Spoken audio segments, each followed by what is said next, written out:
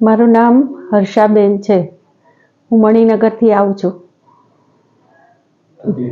મને પગના ઘૂંટણની 1 વર્ષથી તકલીફ હતી.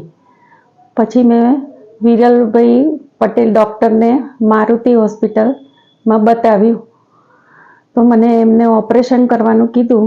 તો એ ઓપરેશન બહુ સારી રીતે કર્યું અને બીજે દિવસે મને ચલાઈ સીડી ચડાઈ અને ઘૂંટણનો પગ પણ વળાયો. એનાથી મને બહુ સારું છે. અહીંના સ્ટાફના માણસો પણ બધા બહુ સારા છે.